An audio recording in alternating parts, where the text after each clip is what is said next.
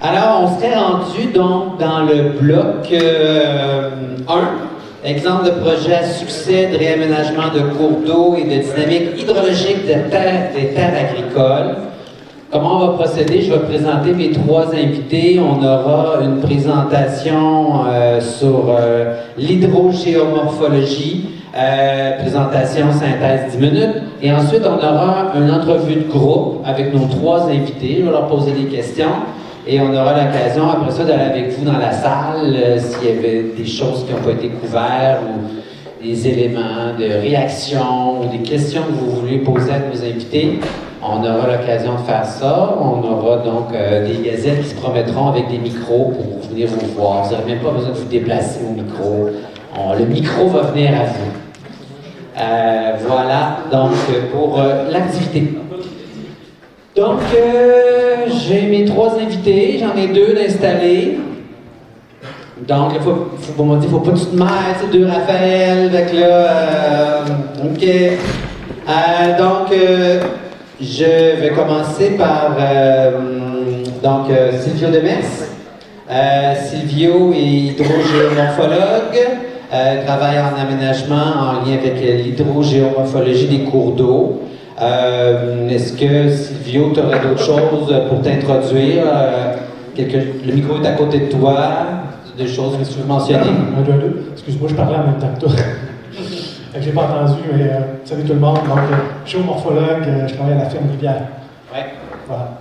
Donc, il va nous faire une petite introduction ensuite. Mon deuxième invité, Raphaël Goulet, qui est donc directeur général pour le projet Laborousse. Est-ce que tu veux dire quelques mots pour te présenter? Bonjour tout le monde, moi c'est ça, Raphaël Goulet, je suis directeur général du Club Amil en fait. OK. Le Laborousse, c'est un de nos projets. Club Amil, l'organisme de bassin versant qui couvre en gros la couronne nord de Montréal. On se trouve sur notre territoire ici en fait. On partage Mirabel à peu près avec Abri-Nord à moitié-moitié, le nord-sud. Puis voilà, je parlerai du Laborousse en temps. Merci beaucoup. Raphaël Leblond, qui est du COBARIC, Comité de bassin de la rivière Chaudière. Chargé de projet et technicien de rivière.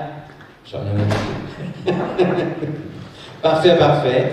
OK, donc nos trois invités, et on a demandé donc à Silvio de nous faire une présentation, là, hydrogéomorphologie. On lui a demandé 10 minutes, j'imagine, c'est un peu violent de te demander ça en 10 minutes de faire un... En fait, je n'ai pas respecté les consignes. Ah! Donc, ça ne sera pas si violent. J'ai pris 15-20 minutes à la place, tu m'en excuses. OK. Et je vais commencer tout de suite. C'est bon. OK, salut tout le monde. Donc, j'ai la tâche d'ouvrir le bal. Donc, je vais prendre. Le temps que je vais prendre, ça va être pour introduire en réalité le contexte dans lequel on s'intéresse aux aménagements de cours d'eau. Là, la thématique, c'est la qualité de l'eau, là, mais c'est sûr qu'on affronte ça sur différents fronts. Il y a celui des pratiques au champ, puis toute la question des aménagements hydro-agricoles, les bancs riveraines. J'en parlerai pas. OK? Moi, je vous parle des cours d'eau, on va mettre les deux pieds dedans, on va s'intéresser à la façon avec laquelle on peut l'aménager de façon fonctionnelle et durable. OK? C'est bon? Oui. Go! All right. Donc, dans le contexte, c'est celui des aménagements qu'on a fait depuis plus de 100 ans. Donc, vous voyez ici les préoccupations de l'époque, en 1934. Je vais vous le lire, là, c'est pas très clair. Un cours d'eau municipal insuffisant pour l'écoulement des eaux. Donc, on avait ce devoir-là à l'époque pour pouvoir faire de la production agricole que de drainer le plus possible l'eau, puis aussi de pouvoir investir le territoire. Donc, ça a été ça la préoccupation pendant plus d'une centaine d'années. Avec des moyens au départ, c'était à l'appel que ça se faisait, éventuellement avec le tracteur, l'appel mécanique qui est venu faciliter les travaux, à tel point que dans les basses terres du Saint-Laurent, la plupart des petits cours d'eau et moyens cours d'eau en terre argileuse ont été rectifiés. Donc, l'apparence actuelle des cours d'eau, vous avez ici une image en 1969 dans le coin de Mont-Laurier, où on voit la superposition des deux tracés. Vous voyez l'ancien tracé à méandre, avec le nouveau tracé qui est plutôt linéaire. Ici, là. Donc, vous voyez qu'on a pu investir l'espace, mais on a aussi souvent fait un aménagement où on a concentré l'écoulement à l'intérieur du trapèze d'écoulement, pour qu'on n'avait plus nécessairement de connectivité et de milieu humide riverain, de façon à pouvoir travailler les champs le plus facilement possible au printemps.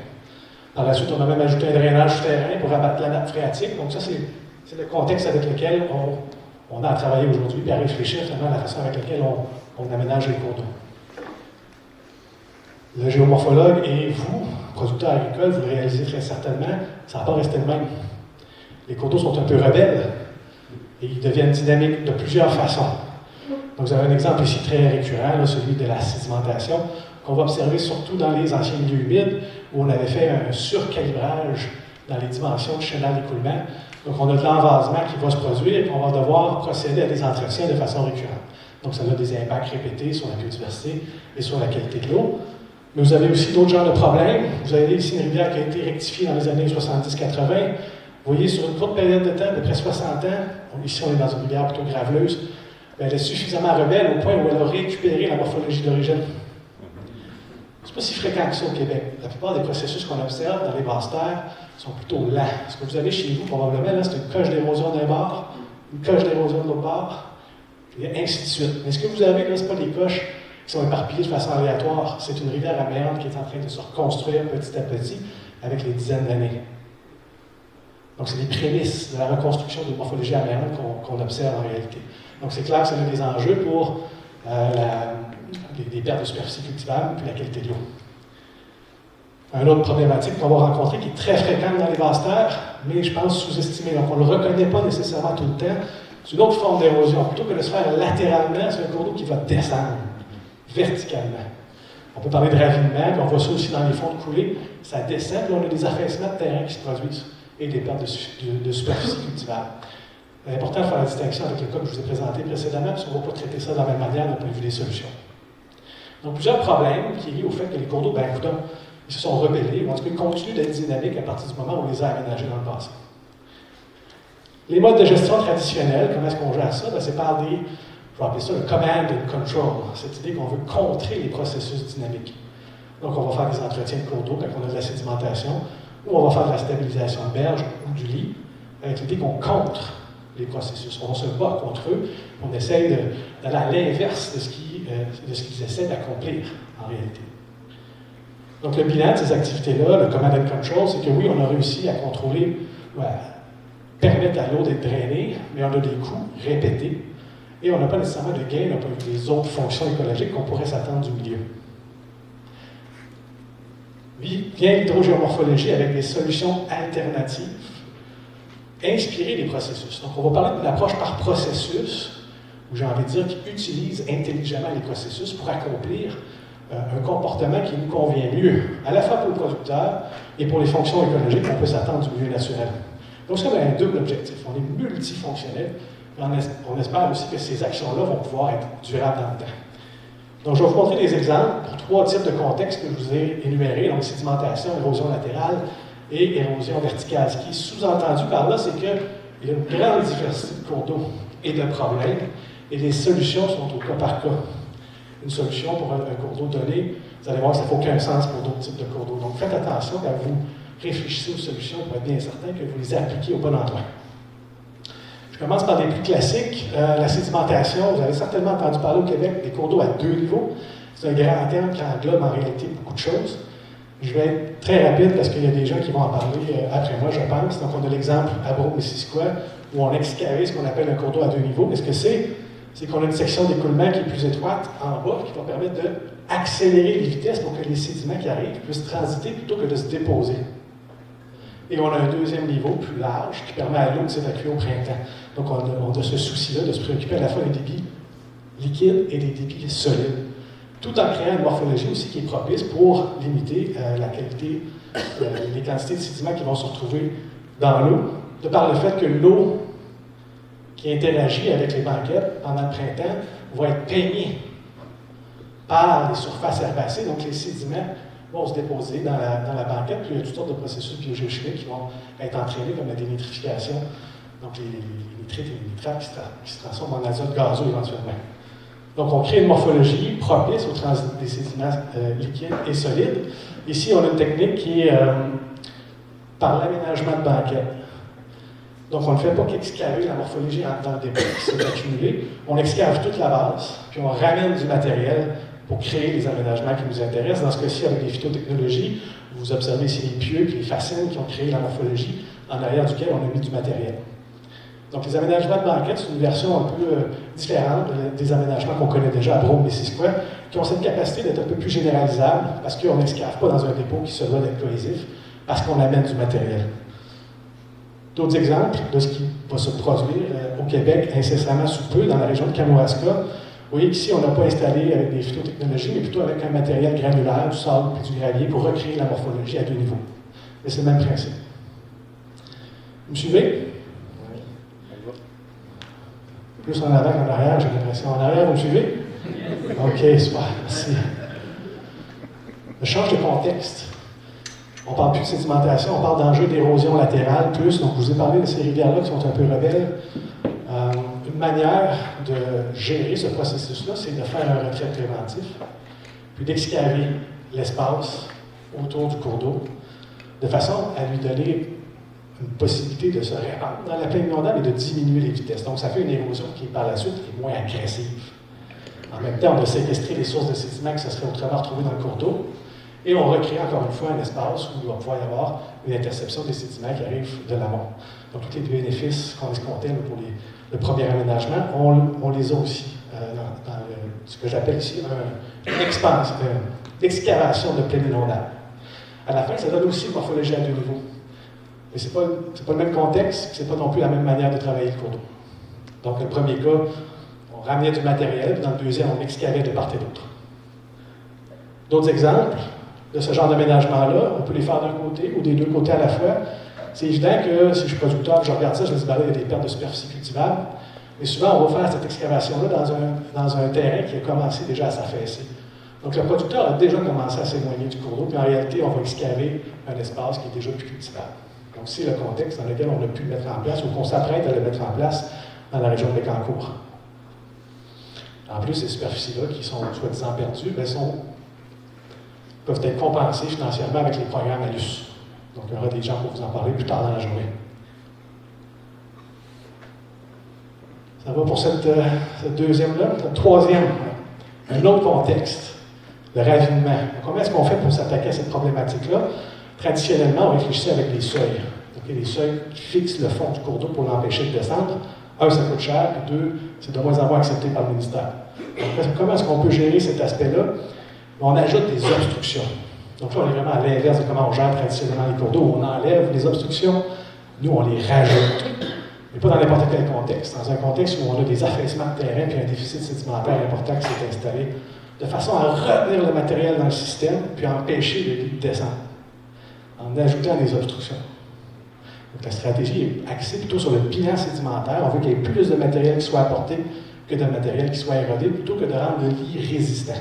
Donc ça ne vient pas supprimer toutes les problématiques d'érosion, mais ça vient ralentir la façon avec laquelle le système évolue. Donc on vient amortir le système.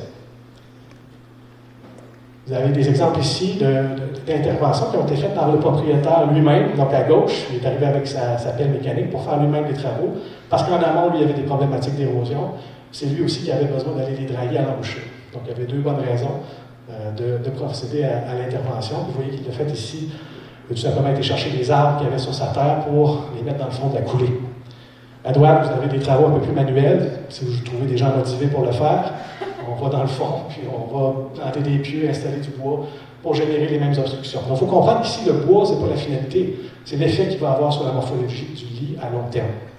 On utilise intelligemment les processus. C'est ça le principe. Donc, c'est quoi le bilan de ces approches-là par rapport au command and control? Mais on voit que c'est plutôt positif pour la question de drainer l'eau, ça marche toujours, mais on a aussi un apport pour les autres fonctions écologiques, la qualité de l'eau et tous les autres supports pour le vivant sont là. C'est des approches qui sont plutôt durables, mais souvent ça coûte cher. Heureusement, il y a des organismes de financement qui sont là pour vous financer, c'est typiquement 100% de la note qui est payée par les ministères. Vous irez voir Sébastien, il va vous confirmer ça. C'est pas un chèque, voilà. Je vous ai amené sur une réflexion où on était cours d'eau par cours d'eau, problématique par problématique. Des fois, là, le problème est chez vous, mais la solution chez le voisin. Puis souvent, c'est comme ça en réalité. Donc, on a beaucoup drainé en amont, puis on se retrouve avec beaucoup de problématiques d'érosion ou de sédiments vers l'aval. Dans ce temps-là, ça prend de parler avec les voisins. On a besoin d'une approche concertée à l'échelle du bassin versant. Donc là, je m'adresse moins aux producteurs qu'aux gestionnaires de cours d'eau ou aux organismes de bassin versant qui ont besoin asseoir les gens ensemble pour qu'on puisse trouver des solutions concertées. Je vous ai présenté des solutions qui étaient relativement peu ambitieuses, je pense, parcimonieuses. À chacun des cas, on a des petites solutions, mais c'est le cumul de ces solutions-là à l'échelle du bassin versant qui commence à faire du sens et qui sont synergiques. Donc, l'échelle du bassin versant, ça nous permet de réfléchir, à des actions qui sont compatibles les unes avec les autres, mais deux, qui vont aussi dans le même sens, dans la production des gains écologiques auxquels on s'attend. Donc, c'est décidément la bonne façon d'affronter la problématique, qui est toujours globale. J'ai pris plus que 15 minutes. C'est pas pire. Merci de votre... Moi, j'ai vraiment été... Merci de votre attention. Je veux aussi remercier l'équipe. Il y a Félix qui est présent, là, on en a d'autres qui ont réfléchi là, avec nous, là, l'équipe, pour trouver ces solutions-là, puis les partenaires aussi. Je mentionnerai l'UPA. L'UPA est vraiment au centre du financement là, qui permet de réfléchir à des solutions pour le nouvel agricole. Voilà. Merci beaucoup, Silvio. Peut-être juste avant de commencer l'entrevue de groupe, là, je veux juste voir si dans la salle, il y avait une ou deux questions là, qui vous taraudent l'esprit. Ah, je le savais, je le sentais. On va vous amener un micro. Puis après ça, je vais poursuivre sur l'entrevue de groupe. Je prends une ou deux interventions. S'il y en a d'autres, on aura un moment, un bloc d'échange. Peut-être juste dire votre nom, puis après ça, votre question. Oui. Réal Proulx, je suis de Saint-Benoît ici. Je voulais juste vous signifier que l'un des exemples de ce que vous avez présenté, on l'a ici avec la rivière, ici, là, le ruisseau au Prince. Parce que dans les années 90, la voie ferrée a été abandonnée. Et puis, dans le site de l'ancienne gare, qui était à Zone-des-Blancs, on a fait un développement domiciliaire. On a une photo de 1919, la rivière ici, là, c'est comme un serpent, c'est arrangé de même. Lorsqu'on a fait le plan de lotissement pour la zone blanche, sur un côté, le producteur s'appelle Jeannot, l'autre bord s'appelle M. Nadon. M. Nadon, ils ont redressé la rivière au fil des années.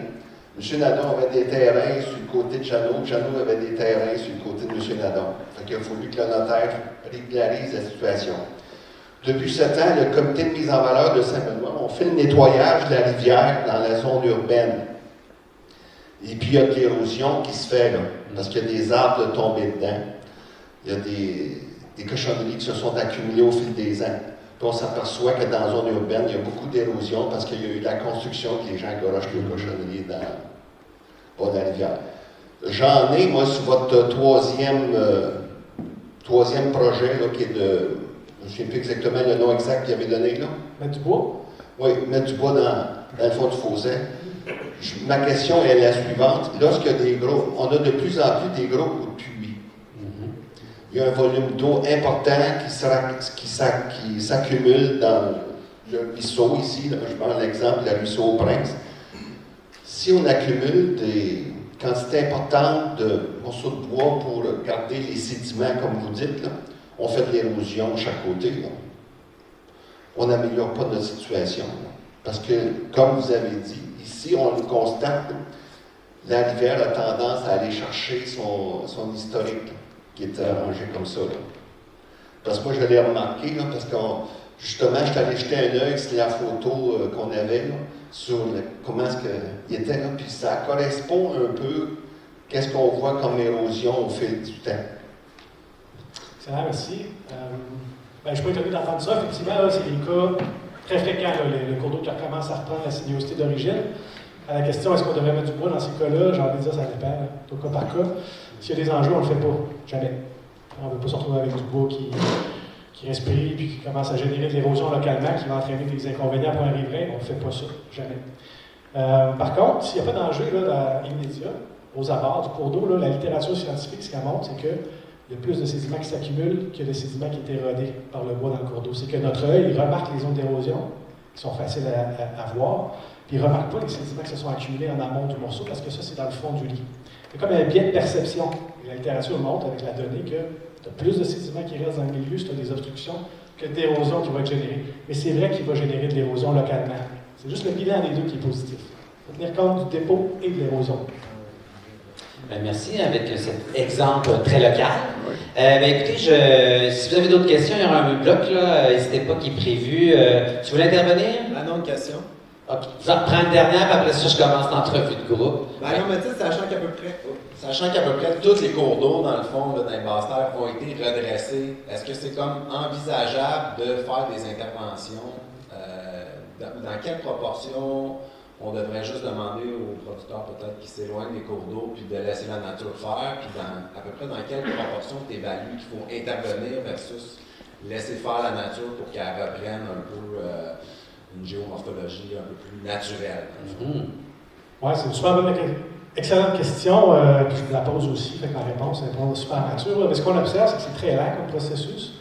Puis ce qu'on observe aussi, c'est que c'est très cher d'intervenir. Donc, la plupart du temps, on peut juste laisser faire, se retirer progressivement, parce que c'est financièrement impensable de dire qu'on va caver les plaines, comme je vous ai montré. Impensable aussi qu'on va commencer à redonner la sinuosité mécaniquement avec une plaine, puis à refaire les méandres.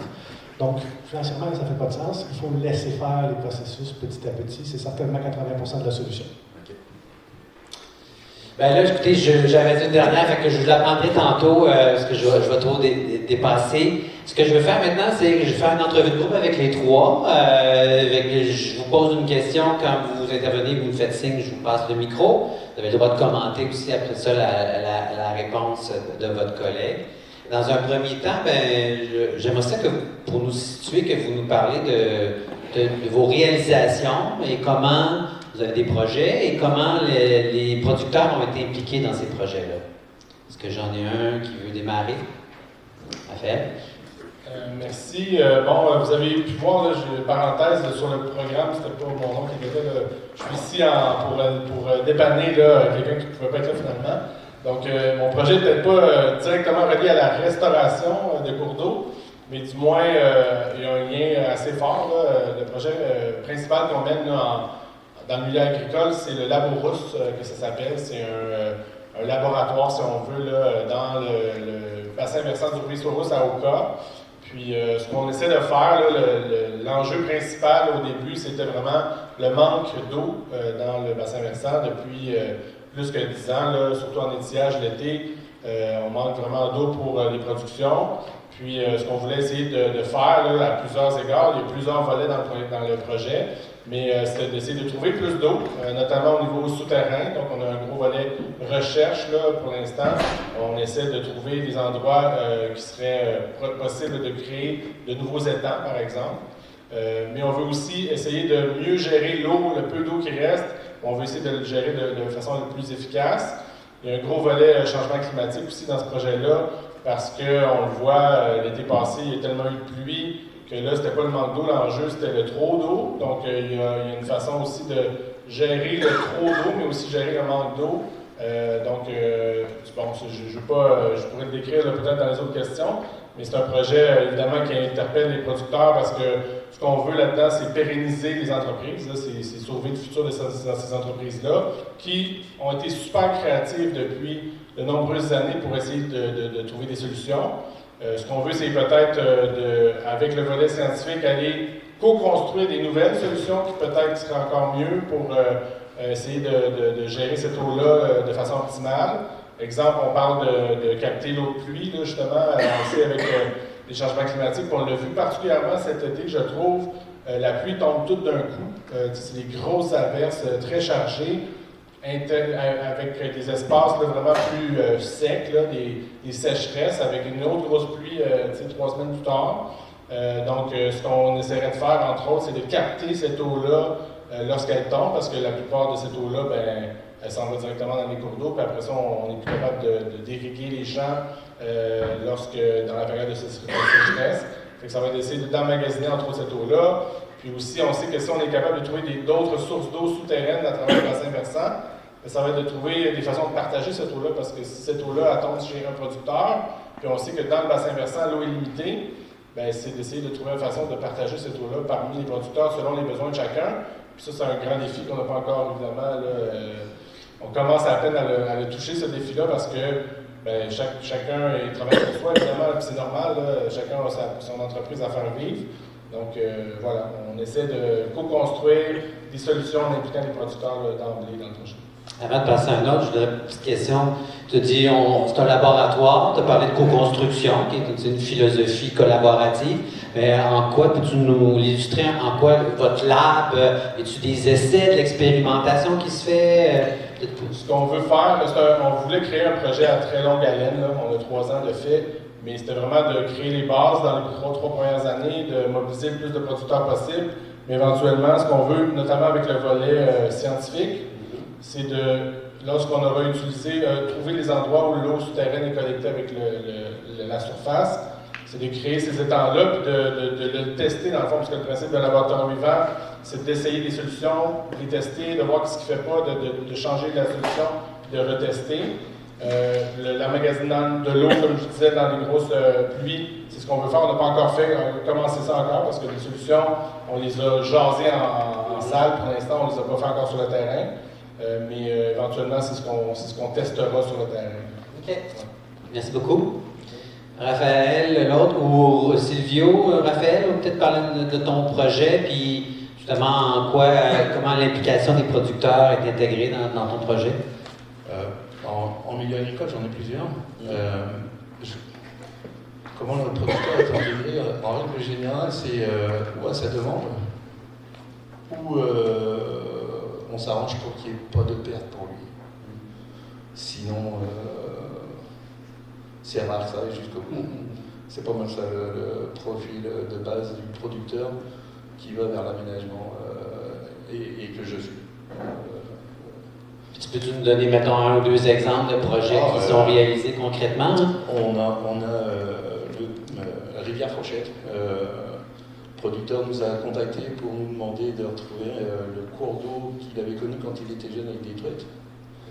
Et en milieu agricole, il n'était pas linéarisé aussi dramatiquement qu'on a pu voir quelques photos, mais il n'y avait plus de bandes riveraines, il n'y avait plus d'arbres, il était devenu très homogène quand même. Et il y a une firme d'hydromorphologue que je citerai pas. C'est là, c'est d'où? C'est eux. Qui a travaillé dessus dans le cadre du programme de restauration, création des milieux humides hydriques du ministère de l'Environnement. Et donc on a l'étude de concept qui est arrivée. La rencontre avec le producteur est prévue sous Pôle. On va lui présenter ce qui est fait. Ils sont 4 producteurs quand même en ligne.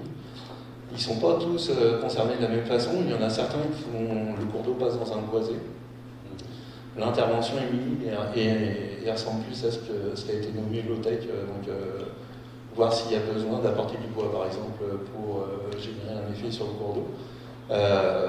C'est des endroits, des secteurs qui sont déjà productifs en truite. Donc c'est bonifier, aider le cours d'eau là où il pourrait en avoir besoin. Parce qu'il reste qu'il y a des ponceaux, c'est utilisé. Et en milieu agricole, là on viserait un déplacement de cours d'eau pour lui redonner une forme et une plaine.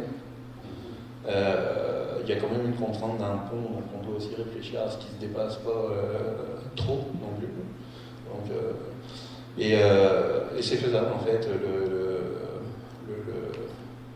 Le producteur ne perd pas tant en surface.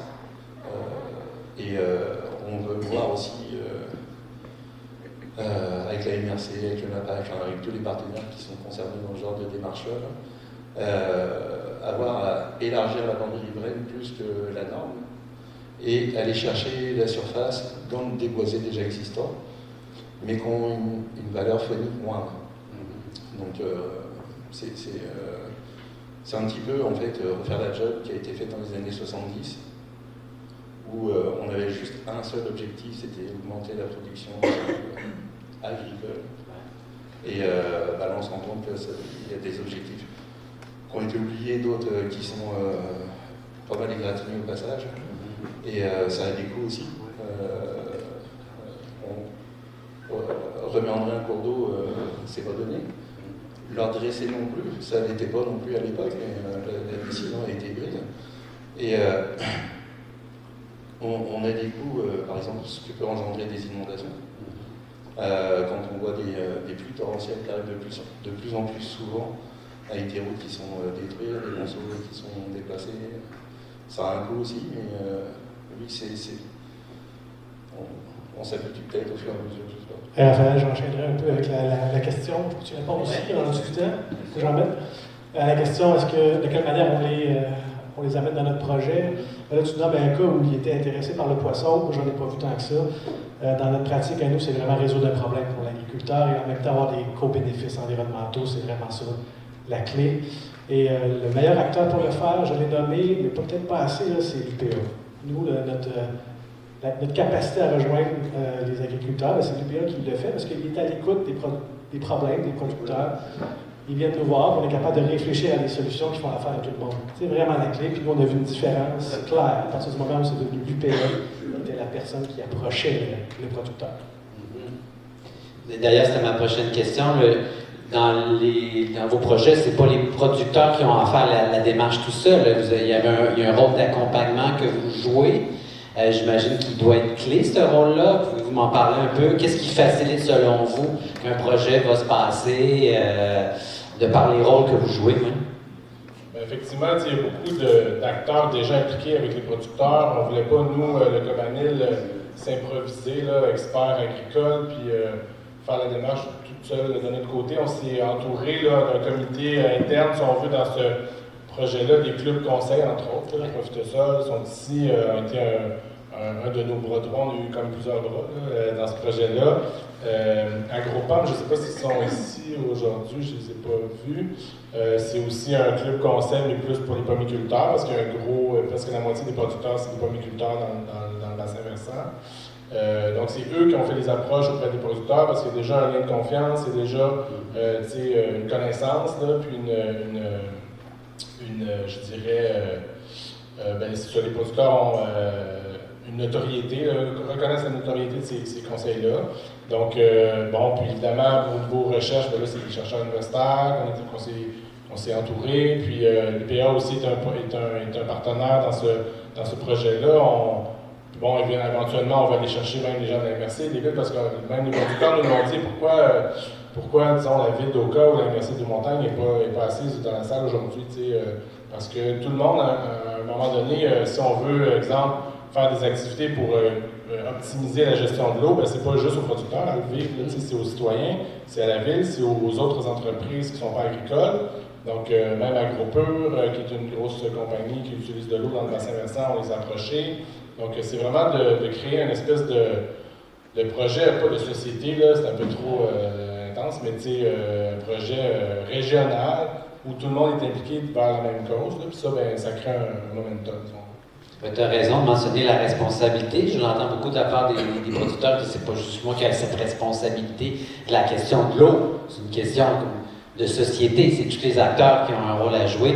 Je comprends bien ton rôle, c'est un peu un rôle de maillage. Toi, tu réunis un peu tous ces acteurs-là, tu t'assures qu'il y a un suivi entre la recherche, les producteurs, les intervenants clés du secteur. Exact, puis même la vision à long terme de ce laboratoire vivant-là, c'est qu'il prenne son propre envol. Un jour, peut-être qu'on aura pu initier des choses, puis que c'est ce qu'on souhaite, là, mais un jour, peut-être, il y en a plein de laboratoires vivants au Québec qui dure depuis 15 ans, puis que c'est vraiment l'engouement des producteurs qui fait vivre ces initiatives-là par la suite, parce qu'ils voient un retour concret là, dans leurs entreprises. Ouais. OK. De ton côté, Raphaël, comment, comme je disais, c'est pas les producteurs qui vont faire juste la démarche eux-mêmes tout seuls, comment vous jouez un rôle d'accompagnement dans tout ça, ou qu'est-ce qui aide dans l'avancement des projets selon toi? Complètement. Le producteur, on l'intègre dès le début.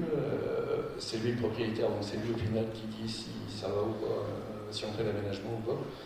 Donc dès le début, c'est de vraiment bien cerner ses contraintes, ses attentes, ses objectifs. On part avec ça, on réunit les experts qui doivent travailler sur ce type de projet-là. S'il y a des questions qui se développent au fur et à mesure, on lui pose au fur et à mesure. Mais on lui prend un minimum de temps On lui donne un minimum d'administration à faire, donc signer les papiers et compagnie. Et on le respecte. Puis c'est pas mal. Mais c'est ça, si on lui demande ou de l'argent, ou trop d'argent, ou du temps, c'est dur. Ouais. Fait que c'est cette notion de temps qu'il faut respecter, son temps est limité, puis tu parles aussi de tenir compte de leurs contraintes dès le départ. Ouais, on va en faire fi. Ils n'ont pas forcément non plus des heures de loose. Ouais. De ton côté, Silvio, dans un peu... Je sais à rajouter sur ça, mais moi, ce que je vois là, c'est juste l'encadrement incroyable, en fait, autour du producteur. Puis je pense qu'aujourd'hui, ça reflète bien. On a plus de gens qui encadrent des producteurs que de producteurs, ça se peut-tu? Est-ce que les producteurs peuvent lever la main? Vous êtes en minorité. Ça vous montre à quel point vous êtes encadré. Autant d'un point de vue de l'expertise que du financement. Tournez-vous de base, tout du monde qui sont là pour vous aider. Et qu'est-ce que tu vois dans les nombreux projets que tu fais qu'est-ce qui va faire qu'un projet va avancer mieux qu'un autre? Ouais, j'ai pas préparé de bonne réponse à ça. Mais tu sais, je vous ai montré une image d'un producteur qui faisait lui-même des travaux. Ça vous montre à quel point ils sont des fois enthousiastes. Ouais. Ils sont prêts à le faire par eux-mêmes. Mais c'est sûr, c'est pas la majorité là, qui vont être comme ça. On a comme une frange de leaders qui défriche. Sinon, là, c'est le travail acharné de l'UPA, parce que je suis redondant. Mais tu sais, ils vont les appeler, ils vont aller les voir, puis l'écouter avant de lui proposer une solution, l'écouter sur ce qu'il vit. Donc, ça, moi, c'est ce que j'ai vu qui était le plus. Ce qui ouvrait le plus de portes, décidément. Donc, l'écoute, puis après tout le suivi qui doivent être fait pour l'avancement. Suivi est là, il n'y a pas de danger. Oui, OK.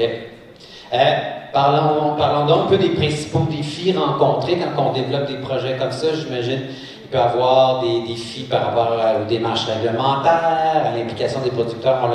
On en a parlé, la protection du territoire. Qu'est-ce que vous avez observé en termes de défis dans le cadre des projets que vous avez menés? De notre côté, au niveau du manque d'eau et du volet scientifique, on avait besoin des données des producteurs. On voulait savoir combien d'eau ils utilisaient, c'est quoi les dimensions de leurs étangs, comment le fonctionnement de l'eau se fait sur leur propriété. Puis, souvent, c'est bon, les organismes de bassin versant, on est financé par le ministère, on a été créé par le ministère de l'Environnement, même si on est un OBNL, conseil d'administration séparé, on a notre propre vocation, mais on a quand même un lien avec le ministère. Puis, il y en a beaucoup qui étaient très réticents parce qu'ils se disaient, mes données, ça va se ramasser au ministère, puis ils vont débarquer chez nous, puis ils vont me donner des amendes parce que si je fais des affaires pas correctes. Puis, il fallait même pas mentionner le mot ministère dans nos rencontres parce que ça mettait des freins. Puis c'est correct parce que nous, il fallait leur faire comprendre qu'on était vraiment là pour les aider, qu'on n'était surtout pas là pour les stouler, si jamais il y avait des choses qui n'étaient pas correctes. Puis c'était simplement d'avoir ces données-là pour être capable d'analyser et de trouver les solutions alternatives. Là. Donc, c'était un des obstacles, je dirais. Puis bon, je pense qu'effectivement, on en a parlé brièvement, mais le temps puis l'argent, il faut essayer de trouver des solutions qui ont clé en main, qu'il n'y a pas d'argent. Parce que pourquoi leur donner la responsabilité financière d'un enjeu qui est collectif? C'est un enjeu que tout le monde devrait participer financièrement pour régler parce que ça va améliorer une facette complète de la société. C'est le même que je le vois. Puis je pense que c'est le même qu'ils le voient aussi parce qu'ils sont déjà débordés, ils n'ont pas le temps, là, comme on disait, essayer de trouver le plus rapidement. Puis c'est rendu qu'on avait juste besoin de leur accord pour aller sur leur terre, mais c'est nous autres qui prenaient les données, c'est nous autres qui faisaient les interventions. Puis eux, ils sont intéressés à savoir c'est quoi les résultats, évidemment. Puis savoir est-ce que ça peut vraiment apporter des solutions concrètes pour eux. Fait un des défis, c'est notamment la cueillette de données, peut-être la notion de confidentialité. Quand ils font confiance. On a signé des ententes de confidentialité avec chaque producteur. Puis là, il y a un niveau de confiance qui est établi, puis là, ça va bien. Je te relance là-dessus, pour avoir assisté justement dans des projets de lab vivant, entre la relation entre le chercheur et le producteur aussi. Est-ce que ça se passe bien dans ton projet? Tu sens qu'il y a comme une plus grande synergie qui commence à se faire? C'est un bon point parce que les chercheurs, on les aime pour ce qu'ils sont, mais c'est pas tout le temps des bons vulgarisateurs, parce qu'ils sont dans leur domaine avec des œillères, puis c'est correct, mais nous, notre rôle, c'est de leur faire comprendre qu'il faut vulgariser, il faut adapter Il faut aller direct au but. Là, à la limite, la méthode de comment on fait les affaires, le producteur, ça ne l'intéresse pas. Là. Ce qu'il veut savoir, c'est quoi le concret, c'est quoi les impacts sur lui, puis c'est quoi les solutions qu'on a proposées. Là, tout le monde doit s'adapter, dans le fond. Oui. Mais il y a un réel défi de vulgarisation puis de comprendre la réalité de l'un et de l'autre. Les deux autres, est-ce que vous leur portez un autre défi? Oui? Mais oui, j'adhère, tout à fait. Là, on ne se tirera pas en avant, je pense qu'on pense dans le même sens. Moi, je vois que les barrières gouvernementales, là, c'est un faux problème. Là. Je l'entends souvent, puis je ne suis pas d'accord, vraiment pas. Les ministères sont là pour financer quand c'est le temps. Le support est présent. L'enjeu, ce que je vois, moi, c'est le délai. C'est long d'aller chercher l'argent. Donc, le problème, c'est maintenant. Il veut qu'on veut le régler maintenant, alors que le financement, souvent, va s'étaler sur un an juste pour étudier le problème, qu'on connaît déjà. En faisant un autre année pour aller chercher le financement, c'est trop long. Et donc, j'interpelle Sébastien directement, pour faire un problème, trop de solutions. J'interpelle Fondation de la Fonde. Est-ce que la Fondation de la Fonde est présente? Non, mais je pense qu'ils sont familiers avec le problème, puis je pense qu'il faut trouver une manière de financer plus rapidement. Le MAPAC, il est présent, merci d'être là, mais là, on parle de travaux peut-être plus en champ, puis je suis moins familier avec le prime vert. Mais en tout cas, définitivement, pour l'aménagement de cours d'eau, c'est long, trop long. C'est comme si le rythme n'est pas adéquat. Là. Il y a un problème, puis on va apporter une solution, mais là, le délai avant que ça aboutisse décourage. Raphaël, c'est un bon moment de parler du projet des plans. Je pense que tu me vois venir. Non. Écoutez, il y a un problème d'érosion, puis... Ah oui. Ouais. Ok. Non, vas-y. Ben, écoutez, ils veulent un enrochement, mais il faut le faire maintenant. Là. Le financement va venir dans 2 ou 3 ans. Si jamais ça continue de progresser, ben, ça va partir dans un autre cours d'eau. Il va y avoir des impacts, j'ai envie de dire, catastrophiques si ça se produit. Puis on attend pendant ce temps-là le financement. Un exemple. Raphaël, as-tu un autre défi que tu as observé dans le cadre de réalisation de projet?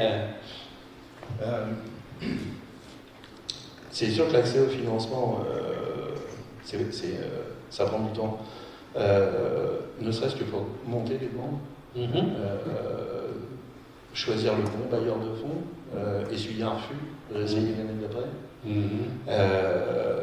Des fois, le projet est bien, mais il y a, je sais pas, je donne un exemple, 100 000 pièces pour 100 projets. Voilà. Il faut faire des choix, donc on n'est pas forcément choisi. Donc c'est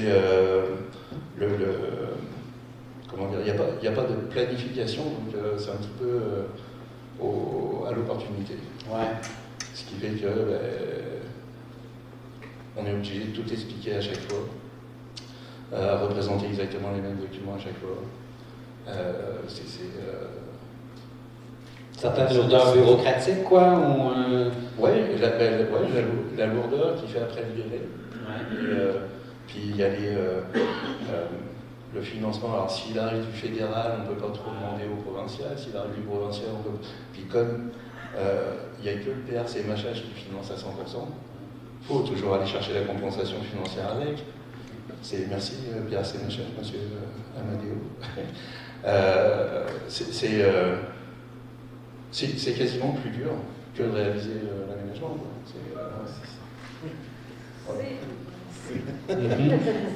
Par rapport à la dimension humaine dans ces projets-là, est-ce que vous, du côté des producteurs, comment ça se passe? Est-ce que généralement il y a une certaine résistance au changement? Ou qu'est-ce qui va faire que, mettons, que certains producteurs vont prendre le leadership? Comment ça se passe? Généralement, c'est-tu bien reçu? Parce que j'imagine qu'il y a des visions, il y a autant de visions en agriculture que de producteurs. Avez-vous comme un éclairage, une réponse autour de ça?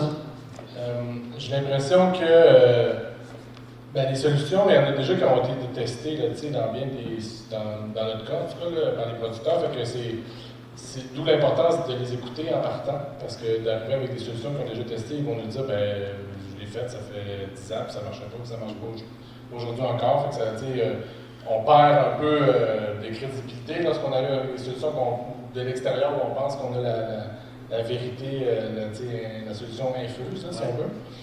Donc, c'est ça, c'est important de les écouter. Puis, c'est ça, je pense que en impliquant les producteurs d'emblée, là, ça peut un peu nous aider à régler cet enjeu-là un peu. Ouais, puis j'entends la posture d'humilité aussi dans ce que tu dis, là, de dire on n'arrive pas là à vous montrer comment faire, mais d'être vraiment dans l'écoute. Puis je vais te poser des questions aussi. Tout à fait. De votre côté, as-tu des éléments que vous observez du côté humain où on parle d'une certaine résistance à adopter des nouvelles pratiques? Qu'est-ce que vous observez là-dessus? Alors, avec l'expérience, en fait, moi j'en viens à commencer au tout début à m'assurer qu'on parle de la même chose.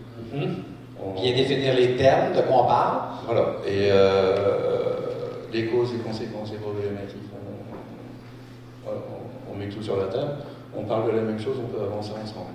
Okay. Si ses attentes à lui, je les comprends pas, je peux pas. Ou que je sais que c'est parce que moi, de mon côté, je veux aussi aller, ça peut pas marcher. Donc ça, c'est primordial. Ça reste simple à expliquer. Ouais. C'est pas, ils sont pas si bêtes que ça non plus. Ils comprennent très facilement ce qui leur arrive. Ce que nous on propose, les processus écologiques, le mot est complet, mais quand on les explique de vive voix à quelqu'un sur le bord du cours d'eau, ça passe assez vite. C'est pas, et donc on lui explique les bases pour qu'il arrive lui aussi à comprendre. Et puis pourquoi pas expliquer à son collègue, son voisin aussi après. Donc moi c'est devenu aussi une base. Est-ce que tu dis que c'était des assoirs? Est-ce que il y aurait comme une étape de diagnostic à faire tout le monde ensemble là, pour avoir une compréhension commune au départ? Ou est-ce que c'est ça que tu voulais préciser ou juste de dire, OK, qu'est-ce que vous entendez par ce projet-là ou ce thème-là pour ne pas prendre pour acquis que tout le monde a la même définition? Sur certaines des problématiques là, qu'on a vues, Ouais. j'explique. Je lui explique l'énergie, fonction de la pente, le transport solide, le transport liquide. C'est quoi l'influence en essayant d'être le plus simple possible. Après, je trouve les cours parce qu'on le perd. En essayant d'être le plus simple possible, je lui explique les bases scientifiques en fait, qui nous encadrent nous, pour aller chercher ce qu'on veut sur le terrain. On n'est pas des magiciens, hein, la gravité est la même pour tout le monde, que ce soit en milieu agricole ou en milieu scientifique. Donc c'est ces principes-là qui restent simples à comprendre. Et une fois que lui, il les a compris, il verra plus son corps de la même façon. Okay. Et c'est arrivé à mes jeunes collègues que je forme sur des cours d'eau. Ils ne voient plus les cours d'eau comme ils les voyaient avant de travailler dans le sud. Et pour l'agriculteur, c'est exactement la même chose. Donc, une fois qu'il a compris, lui, à quoi il a affaire, la logique des solutions vient avec. De ton côté, Silvio, entre les cours d'eau linéarisés ou méandrés, il y a comme tout un continuum, là. Ouais, ben en fait, je peux te parler de mon expérience très personnelle. Là. J'ai commencé au départ en disant à des propriétaires, « Hey, qu'est-ce que vous diriez qu'on refasse une rivière à méandre chez vous? » J'ai arrêté assez vite de faire ça. J'en regarde encore la marque. Puis, je pense que ça manquait en réalité de sensibilité sur la réalité. J'étais jeune et naïf. Puis en réalité, aujourd'hui, je leur explique rien. Je l'ai mentionné déjà, là, on fait des tables de concertation, c'est dirigé par l'UPA, puis on est surtout à l'écoute. Puis les processus, là, ils les connaissent intuitivement, puis on a juste besoin de mettre des mots sur ce qu'ils savent déjà, parce qu'ils l'observent. Puis les solutions auxquelles on est amené à arriver, ben, je pense qu'ils émanent d'elles-mêmes, parce qu'elles font du sens pour eux. Puis nous, on regarde, OK, ben, ça fait du sens, effectivement, quand on est sensé dans la réalité, on comprend que c'est le meilleur compromis, c'est réaliste. On ne reconstruira pas de rivière à méandre au Québec. Ou en tout cas, exceptionnellement peut-être, ça rejoint une question qu'on m'a posée tout à l'heure, Nolan. Des fois, oui, parce qu'on aime ça, parce qu'on est géomorphologue, on veut voir des belles rivières, mais ça ne sera pas ça la solution, décidément, parce que ça manque de sensibilité sur la réalité économique, c'est clair. J'entends dans tes propos aussi la notion de compromis. Décidément, c'est un compromis qui ne se négocie pas. On n'arrive pas autour de la table pour négocier, moi je veux une rivière à méandre, moi je veux telle chose. Ça se fait par osmose. On finit par comprendre sa réalité, puis à modifier notre proposition pour que ça soit adéquat en fonction de son problème et de ses aspirations. Avant d'aller à la salle, ma dernière question, c'est si vous aviez à nommer des facteurs soit de succès ou des facteurs d'échec dans le cadre de projets de restauration de cours d'eau, qu'est-ce que vous diriez? Qu'est-ce qui est un bon facteur de succès? Vous en avez nommé quelques-uns, notamment l'écoute, posture d'humilité, la notion d'échec aussi, vous allez dire le rythme, des fois, c'est pas toujours bon entre on a observé quelque chose, on va apporter des solutions, mais d'autres facteurs de succès ou d'échec que vous avez constatés dans le cadre de votre travail? Je sais pas encore si c'est un succès ou un échec, ce que je veux dire, mais il y a une notion dans notre bassin qui est un peu un défi supplémentaire. Dans le fond, avec le temps, les producteurs ont trouvé des solutions un peu alternatives pour patcher, à y arriver comme ils peuvent. Entre autres, au niveau du partage de l'eau, il y a comme des tensions entre l'aval du bassin versant puis l'amont, parce que, bon, il y a plus d'eau en amont, il y a plus de nature souterraine. Les producteurs, il y a comme déjà des producteurs voisins qui ont des affinités puis qui se disent entre eux, bon, moi, je puise à tel moment, fait que toi, tu le feras après. Fait qu'ils ont déjà leur petite façon de faire pour être optimale.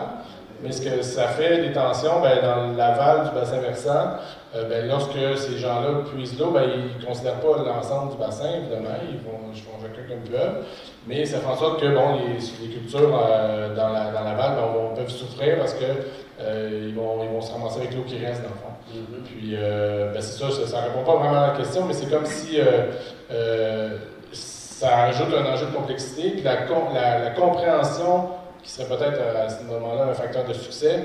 Il faut vraiment bien comprendre la dynamique humaine à travers, dans notre cas, le projet. Parce que, éventuellement, le lien avec la restauration des cours d'eau que notre projet a, c'est que si on trouve plus d'eau, éventuellement, ça va aussi améliorer la qualité du bassin versant puis du cours d'eau tel quel. Parce que, c'est un des bassins versants les plus au niveau de la qualité de l'eau, les moins beaux au Québec, là, si on veut.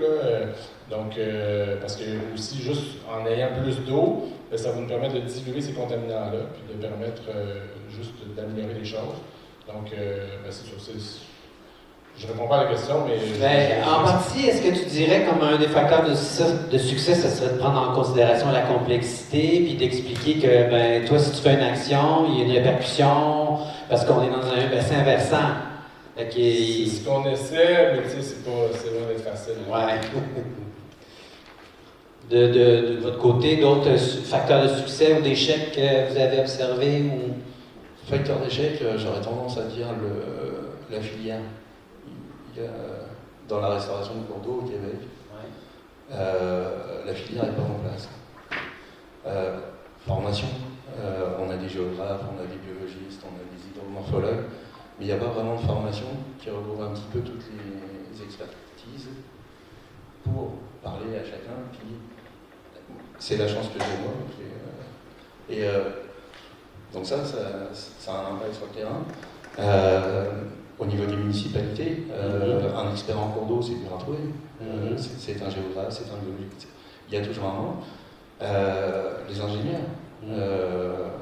Malheureusement, c'est les gars qui font les ponts et chaussées qui signent pour les cours d'eau. Donc, on a des cours d'eau tout droit en rocher.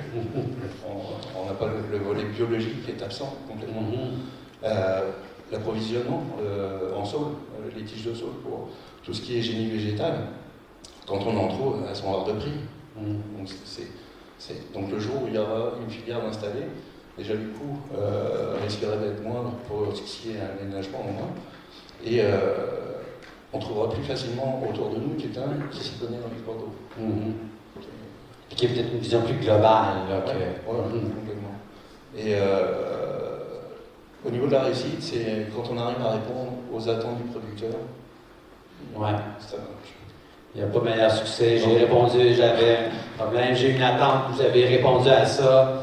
Il risque de revenir quand tu vas proposer un autre projet. Parce qu'il y a eu une expérience concluante. Puis aussi d'en parler autour de lui. Exactement.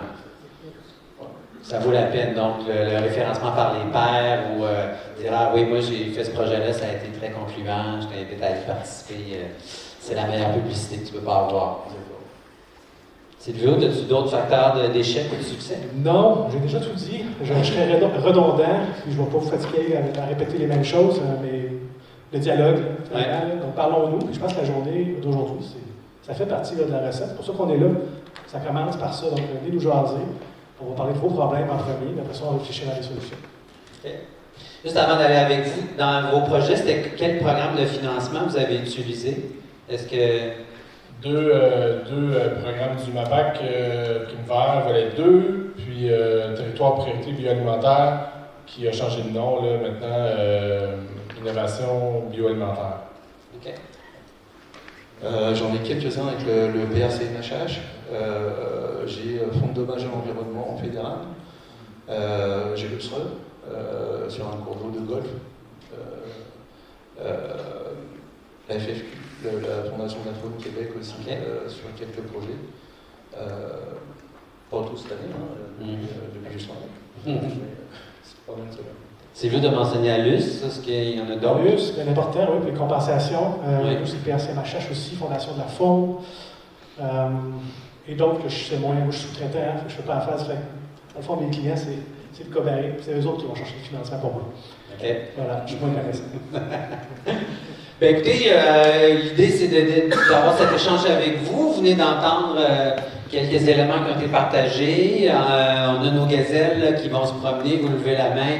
On vient vous porter les micros. Par rapport à ce que vous avez entendu, y a-t-il des questions que vous avez, des commentaires que vous voulez mentionner par rapport au contenu partagé? On va aller ici. Je vous invite toujours à dire votre prénom. Après ça, vous faites votre intervention. Bonjour, moi c'est Maria, je suis à l'UPA et aussi pour le programme ALUS en Outaouais. Il y a Steph ici qui est aussi pour le programme ALUS dans le Laurentide. Fait que, juste pour préciser, on n'est pas un bailleur de fonds, nous aussi, il faut qu'on aille les chercher ces fonds-là pour les donner aux producteurs. Mais en fait, parce que tu as mentionné l'UPA plusieurs fois, là, on est à l'UPA. Et Claude, ici à côté, qui est même sur mon comité ALUS, me disait, mais c'est qui à l'UPA qui fait ça chez nous? Fait que je suis comme, c'est supposé d'être moi. On est juste deux pour le moment pour Outaouais, Laurentide, Montréal, Laval. Alors, on aimerait ça se développer et puis pouvoir répondre à tous ces besoins-là. Fait que c'est juste, je lance une perche ici aux bailleurs de fonds et autres qui seraient intéressés à ce qu'on soit plus présent. Merci, merci. D'autres interventions, questions? Il y a une personne ici dans le fond. On passe le micro, vous dites votre prénom. Oui, bonjour, Nolan Chaumont, coopérative Terrabois. J'ai une question par rapport aux autorisations. Quand on fait des travaux en cours d'eau, pour certaines interventions, ça va prendre des autorisations. Je me demandais si dans certains cas, ça peut être un frein, ou si au niveau des coûts, est-ce que c'est le producteur qui assume les coûts, etc. Vos expériences par rapport aux demandes d'autorisation. Bon, moi, ça n'avait pas été nommé, mais j'imagine que vous rencontrez ça. Oui, je vais me lancer. Ça dépend des travaux, évidemment. Si c'est de la restauration, bien, ça compte comme une autorisation. Ça, c'est la meilleure façon de le faire, c'est de passer par le programme. Ça compte comme une autorisation, donc ça évite d'avoir à dédoubler les démarches, bien important. Pour le bois, je vous en ai pas parlé, mais c'est un des grands avantages, c'est des déclarations de conformité, pas de plan d'ingénieur. Déclaration de conformité, pas de plan d'ingénieur. C'est rare qu'on entend ça, là. Donc ça nous ouvre des possibilités d'action. J'ai envie de dire que c'est même une action qu'on pourrait penser qui va être démocratisée dans le futur parce qu'on va pouvoir tout le monde en faire très facilement. Donc ça, c'est une belle manière d'avoir un bel impact sur le milieu sans s'empêtrer dans les autorisations. Sinon, pour tout ce que j'ai montré, l'aménagement de banquettes, excavation de plaine, ça passe par des autorisations environnementales complètes. Est-ce d'autres éclairages que vous avez apportés? Oui. Moi, par exemple, j'ai eu des chantiers qui ont galéré à cause des autorisations ou du financement qui était sur un an. Ouais. Et par exemple, j'ai un aménagement de génie végétal à faire et le financement se finit, je crois, au mois d'octobre. Et il y a de la truie dans le cours d'eau, je suis obligé de faire l'aménagement avant mi-septembre. Et donc, c'est pas du tout la bonne période pour le génie végétal. Si je le fais pas, les coûts d'ingénieur sont à la charge de mon organisme. Donc, on le fait, puis on continue la plantation l'année d'après. Et au niveau autorisation, j'ai commencé, c'était l'horreur. C'était des petites cases à remplir. Et s'il y avait une petite case qui n'était pas remplie, c'était échec. Depuis le REFI, on regarde plus l'objectif qui va être atteint. On y a un petit peu plus ce que faisait le faune, forêt et parc, plus une vision de l'objectif qui va être atteint que la petite case administrative qui fait que le remblai est interdit dans le cours d'eau, ce qui fait que les aménagements de rechargement, ça rentre pas dans la case, donc c'est ça. Il y a une grosse amélioration à ce niveau-là du ministère de l'Environnement. On regarde l'impact et l'objectif qui va être atteint. Donc ça, c'est un mouvement ça fait 2-3 ans, 2020, 2021, quelque chose comme ça. Donc c'est encore en processus T'as peaufiné, mais voilà. c'est un bon pas. Une très bonne direction. OK. D'autres questions? Oui, il y a ici. Je vous amène le micro. Bonjour, mon nom est James Thompson. Mon question, c'est surtout sur les cours d'eau navigables. Est-ce que ça met des autres enjeux pour les projets? Dans notre coin, on monte sur le rivière Outaouais, des choses comme ça. Est-ce que ça change le niveau de réglementation ou est-ce que ça change pas grand-chose? J'ai envie de dévier la question vers les gens du ministère dans la salle. J'en ai cueilli personnellement. Est-ce qu'il y aurait une réponse dans la salle par rapport à la question, puis les cours d'eau navigables?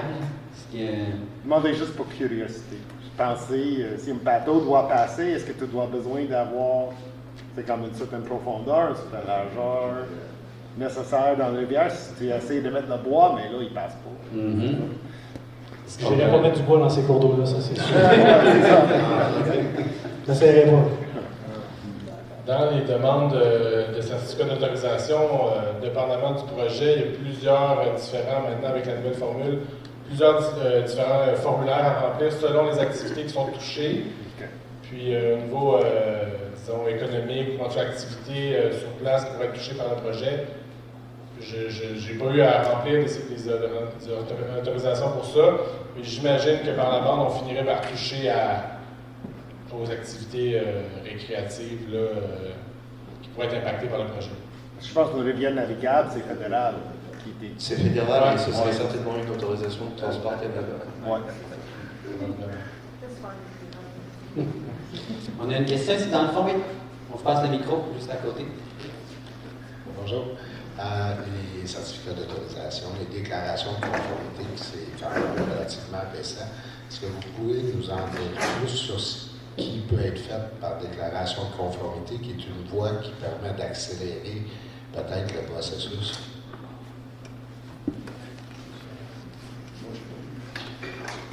Il ne faut pas le voir comme accélérer. C'est pas parce que c'est un plus bas niveau que c'est une façon d'aller plus vite. C'est juste que plus votre aménagement aura le moins d'impact direct sur le milieu, moins on vous en demande. Mais ça va prendre plus de temps pour façonner le cours d'eau. Avec le low-tech, par exemple, on compte beaucoup plus sur le temps que sur l'argent pour le faire. Et par contre, si vous rentrez à l'appel mécanique et que vous refaites tout de A à Z, ben là, vous allez taper le haut de l'autorisation, avec toutes les études qui vont avec. Donc, c'est pas un gain de temps, forcément, peut-être au niveau administratif, mais pas forcément sur le résultat. Notre expérience à nous, les déclarations de conformité, c'est souvent selon la superficie. Là, en deçà d'une certaine superficie, c'est une déclaration de conformité. Puis en haut, ben là, ça monte à un certificat d'autorisation, tout dépendant. Mais c'est un des volets qui est regardé pour savoir lequel on dépose.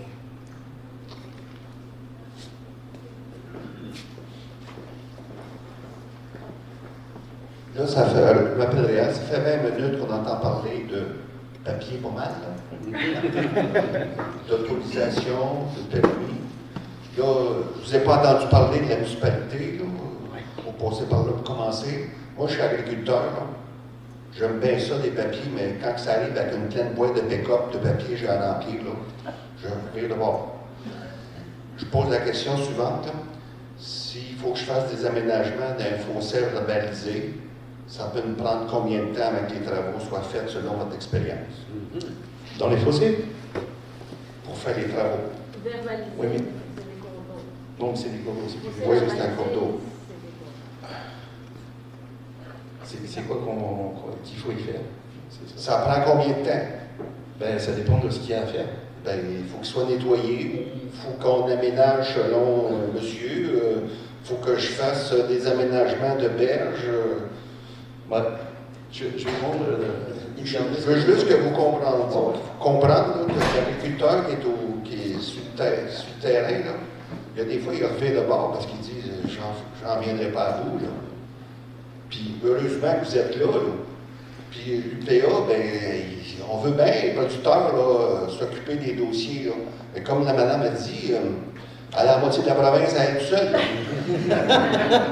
À la moitié de la province à être seule. Puis en plus, dans le territoire Outaouais, Laurentides, Montréal, là, il y en a des fossés. Puis le bout que vous avez oublié, là, il n'y a pas juste des agriculteurs dans ces fossés-là. Là. Il y a des promoteurs domiciliés, il y a des municipalités avec des étangs aérés qui ont des normes environnementales différentes que l'environnement lui demande par rapport aux producteurs agricoles qui sont sur le même fossé. La chatte a perdu ses petits, là, à un moment donné.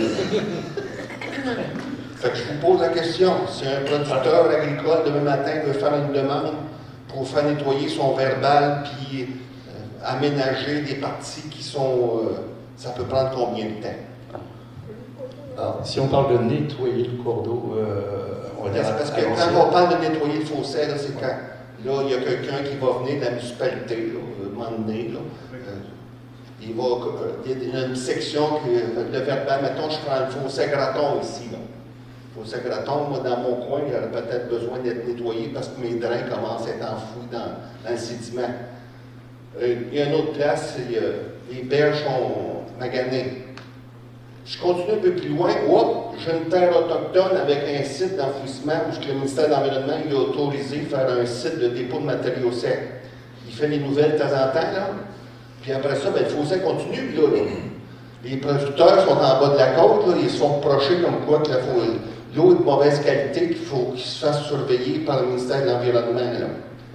Voyez-vous, là, qu'à un moment donné, là, mais ça, c'est grand fossé, hein? Ça, c'est grand. Oui, c'est un verbal, là. Oui, c'est comme en plein pelage, genre. Non, c'est un fossé verbal. C'est ça, comme ici, là. Ruisseau Graton, qui s'appelle. Donc, les temps, à peu près, j'imagine que ça dépend beaucoup des situations, mais juste pour avoir un espace de temps pour faire ce projet. Ben, écoute, j'ai envie de détourner la question, je vais y répondre, mais avant, ce que j'entends, c'est la frustration du délai. Donc, on devine que c'est long, puis je suis content que les jeunes l'entendent. C'est un message qu'on disait tantôt. C'est parce que vous êtes là pour ça, là. Oui, donc la réponse, là, c'est au moins un an, parce que le RAFI a changé dernièrement. Puis souvent, ce que moi j'entends, là, ça dépend des MRC, de la façon avec laquelle c'est géré, mais c'est souvent, c'est pas l'année même que ça va se faire. On commence l'administration, puis c'est souvent l'année d'après, et même des fois plusieurs années, avant que l'entretien classique se fasse. Je vais poser une sous-question d'abord. Tu viens de parler des MRC, là. Bon, parce que quand tu t'adresses à la municipalité, puis à la MRC, puis là, il y a un long processus, ils te demandent des plans d'ingénieurs. Est-ce que vous offrez vos services aux municipalités pour accélérer les dossiers auprès des producteurs? Moi non, mais peut-être que vous avez ici. Oui, nous, sur la Chaudière, on a des mandats par la MRC qui sont en sous-effectif aussi ou qui n'ont pas les compétences pour s'occuper de certains dossiers. Puis les délais, si je prends Inverness, je crois qu'on l'a appelé au mois de février. Non, c'était. Ça s'est fait. Écoute, dans les 6 mois, grosso modo, entre le moment où moi on m'en a informé, je suis en contact avec le propriétaire. Le propriétaire est 100% partant, donc ça facilite pas mal de choses. L'intervention est low-tech, donc il n'y a pas d'ingénieur, et il n'y a pas de grosse demande de certification, donc écoute, ça va assez vite. Par contre, le cours d'eau va prendre son temps pour faire son travail. Le Clinton Arnold, du côté du lac Mégantic, ça va faire 2 ans qu'il est sur la table entre les caractérisations et les études, et puis l'étude hydromorpho. Ça a pris au moins 1 année avant ça pour monter le projet. Puis on n'en est pas à l'étape des travaux. On va avoir les plans de concept cette année. Donc c'est de l'ordre de 7-8 ans, mais là on parle de déplacement de cours d'eau, de remembrage de cours d'eau. Ça dépend du type de projet. Ben, c'est ça. On connaît ça. Nous, par exemple, c'est pas de la restauration de cours d'eau, dans ce cas-ci, c'est, en quelque sorte, oui, mais c'est l'éradication de plantes envahissantes dans la baie de Carillon, à Saint-André-d'Argenteuil, pas loin. Ça prend peut-être 4 mois, à partir du moment où on dépose, que c'est révisé, puis qu'on a notre réponse. Mais bon, ça, c'est quand la demande n'est pas refusée parce qu'il manquait un petit truc. C'est quand tout passe du premier coup, puis que c'est révisé, puis tout va bien. On s'est fait dire, l'année passée, on s'est fait prendre, on avait oublié un petit truc, justement, puis ça a pris, on l'a su 2 mois plus tard. Juste la première vérification, ça a pris 2 mois avant qu'ils nous disent, finalement, votre demande n'était pas recevable en partant, mais ça fait 2 mois, mais c'est comme ça. Là, on a réussi à mettre la pression parce que c'était très urgent, puis en plus, c'est le ministère qui nous demande de faire ce projet-là. Puis c'est eux qui nous ralentissaient, mais je peux comprendre. Bref, on était capable d'accélérer le processus une fois que la demande était complète. Puis là, ça a pris peut-être 1 mois et demi, vite, pour que on ait notre permis. D'autres questions dans la salle? Oui, c'est une intervention au fond. Bonjour, Matt Chenot du Jour de la Terre. On parle beaucoup de faire des aménagements à temps T. Et j'aimerais savoir, est-ce qu'il y a des initiatives qui sont mises en place pour assurer la pénibilité de ces aménagements? Le suivi de l'aménagement en tant que tel. Généralement, on a des objectifs à atteindre au niveau survie des plans. Quand c'est plus... alors, il n'y a pas beaucoup de financement. Par contre, qui considère le suivi dans le budget. Ça aussi, c'est une problématique. La FFU le fait depuis peu, sur 3 ans. Donc, on est obligé de garder du budget. Le projet est ouvert sur 4 ans, donc l'année de l'aménagement plus 3 années derrière. Mais après, ça dépend du financement disponible. Le propriétaire, en règle générale, quand il est bien investi dans son projet, il y fait gaffe. Il l'entretient s'il y a besoin, ou il nous appelle s'il y a des choses qui clochent. Après, ça reste un aménagement en milieu naturel, donc des surprises de sécheresse, d'inondation, des choses comme ça, on en a toujours. Donc, l'aménagement, tant qu'il n'est pas mature, il n'est pas fini. Puis la maturité d'un aménagement, il s'obtient après combien d'années à peu près? Ça dépend de l'aménagement. Pour les techniques de génie végétal, j'aurais tendance à dire 3 à 5 ans pour les types d'aménagement. Après, quand on joue sur les dynamiques de cours d'eau... 5-10 ans plus, peut-être même. OK. Fait que c'est quand même des temporalités à moyen terme, là, à moyen-long terme. Oui, il faut compter là-dessus. Nos gains écologiques, en tout cas, ils vont se faire à long terme, petit peu par petit peu. Il n'y aura pas de recette, il faut que ça soit demain matin.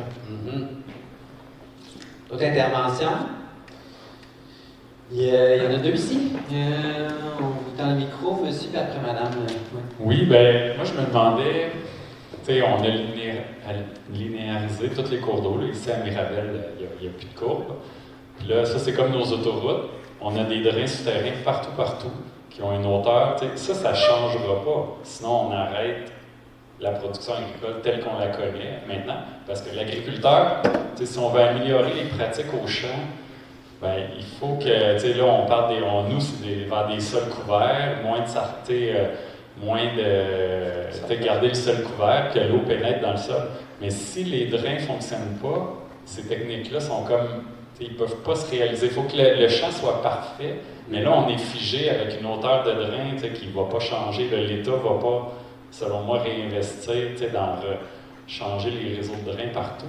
Donc, comment on intervient? Est-ce que c'est encore possible de travailler pour vous là, en aménagement, en gardant les hauteurs de drains? Parce que aussi, je comprends que si on dévie des plans que mon ministère a fait dans les années 70 à 90, bien là, le ministère de l'Environnement, lui, il ne regarde même pas, il jette à la poubelle là, pratiquement. Comment on intervient dans ça? Est-ce qu'on est capable aussi, dans vos projets, de travailler au champ pour s'assurer que l'aménagement que vous faites, il dure 50 ans au lieu de durer 5 ans?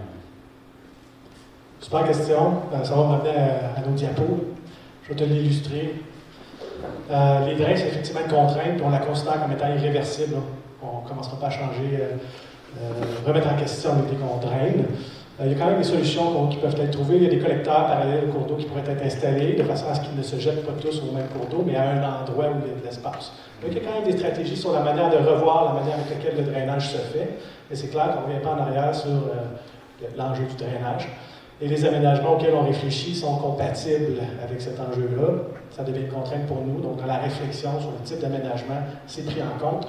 Et toute la stratégie des cours d'eau à 2 niveaux, où on restreint la section d'écoulement, c'est ça l'intention. Donc, s'assurer qu'il ne relève pas, qu'il va rester au même niveau pour que le drain continue à s'égoutter par-dessus la banquette. Donc, ce que vous voyez ici, c'est un exemple, là, mais s'il y avait un drain, il s'égouttrait ici sur le dessus de la banquette, puis il viendrait s'infiltrer à l'intérieur. Donc, il faut s'assurer que notre aménagement est suffisamment bas pour que le drainage puisse continuer à se faire. Donc, c'est une contrainte qu'on doit tenir compte, puis qui fait en sorte que des fois, c'est pas possible même.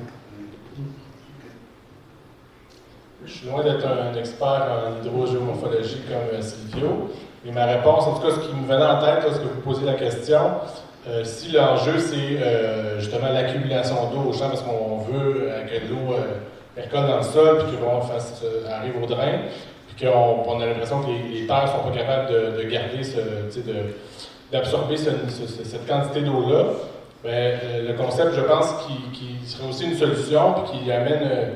J'ai l'impression une réforme un peu de la façon traditionnelle de faire l'agriculture, c'est la santé des sols. Si on met sur la santé des sols où la biodiversité est retrouvée, tous les processus naturels dans le sol, puis bon, on parle de culture de couverture, mais c'est justement avoir une espèce de culture pérenne sur le sol à l'année, ça fait en sorte que cette eau-là va être emmagasinée beaucoup plus par le sol, elle n'aura peut-être pas besoin autant d'être drainée.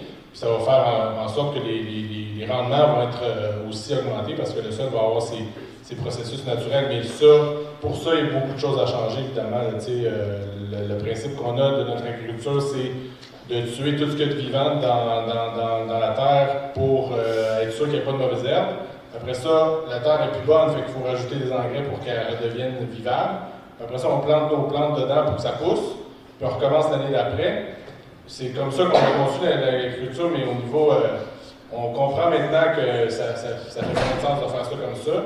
Puis l'agriculture biologique, entre autres, avec le moins d'intrants chimiques possible, puis essayer de retrouver les processus naturels, comme on le fait dans la restauration des cours d'eau. C'est drôle, finalement, on se rend compte que la nature, elle avait déjà la bonne solution.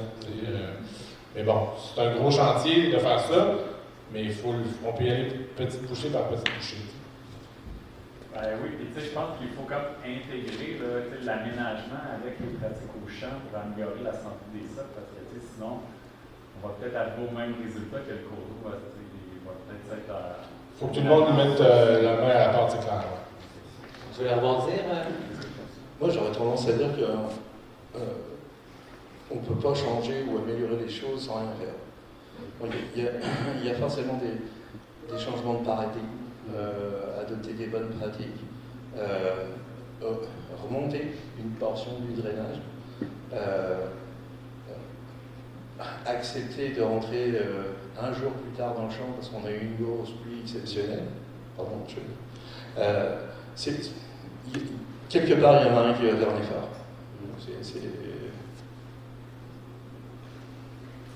Si j'avais juste Madame, vous avez levé la main? Mais tantôt, Silvio t'a dit que tu ne prenais pas de contrôle. J'ai-tu mal compris? Tu dis ça, je prends des contrôles. Non, si Sébastien il veut nous payer, on va en faire un projet ici avec toi. C'est bon, je t'appelle. On s'en reparle. Il nous reste encore 10 minutes. N'hésitez pas, vous avez des questions. J'en ai une pour vous. On a parlé... Quand je rencontre des fois des producteurs agricoles, ils me disent, des fois on a une mauvaise perception de la part des citoyens sur le travail qu'on fait. Pourtant, je vois plein de projets d'innovation agricole se faire, mais ne sont peut-être pas nécessairement communiqués à la population. Pensez-vous qu'il y aurait un travail à faire pour démontrer qu'il y en a plein d'initiatives, il y a plein de producteurs qui sont allumés, puis qu'il y aurait tout avantage à montrer un autre côté de la médaille qui s'en fait de l'innovation agricole, puis qu'il y a des producteurs qui sont impliqués? Avez-vous des réflexions par rapport à ça? Je suis une corde sensible. Pour moi, là, j'ai l'impression qu'il faut démocratiser l'agriculture au Québec. On a des champs agricoles, puis après ça, on a des quartiers résidentiels, puis les deux, c'est comme en opposition. Puis, je suis un grand fan de marchés locaux, de producteurs qu'on rencontre face à face, qu'on achète nos tomates. Puis les tomates sont donc bien plus bonnes quand on les attache, je achète au marché, quand elles sont fraîches, cueillies du matin, que quand on va les chercher à l'épicerie qui viennent de l'Ontario. Ou d'ailleurs, en tout cas, comme je disais, c'est une corde sensible. Je pourrais partir longtemps, mais j'ai l'impression que, c'est ça. Il y a une grosse partie aussi de travail à faire à ce niveau-là, parce que les producteurs, faut arrêter de leur taper sur la tête, parce que c'est eux qui nous nourrissent. Puis c'est loin d'être un travail facile. Puis la preuve, c'est que toute la main-d'œuvre agricole, c'est des gens d'extérieur qui viennent maintenant, parce qu'il n'y a personne qui est capable, qui veut faire ça ici pour le prix qu'ils sont payés. Fait que arrêtons de leur mettre autant de pression. Puis respectons le travail qu'ils font parce qu'il est essentiel à nous tous. Peut-être à valoriser davantage justement leur contribution. D'autres réflexions par rapport à ce sujet-là? Je peux appuyer, c'est clair. Moi, je vois plein de beaux exemples d'agriculteurs qui font des efforts au champ, dans les cours d'eau. Il y en a. Donc là, je demande à l'Abri-Nord de nous organiser une sortie de terrain qu'on allait visiter. Ça serait une belle manière de voir ce qui se fait. Je prends l'exemple. Plutôt d'être ici en dedans, on serait dehors. On aurait la même discussion. Ça s'en vient. All right. T'avais-tu une réflexion par rapport à ça aussi? C'est le mot innovation. Ouais. C'est au Québec. Parce que si on regarde à l'étranger, il y a des pays qui font ça depuis bien longtemps. Et est-ce qu'on est prêt?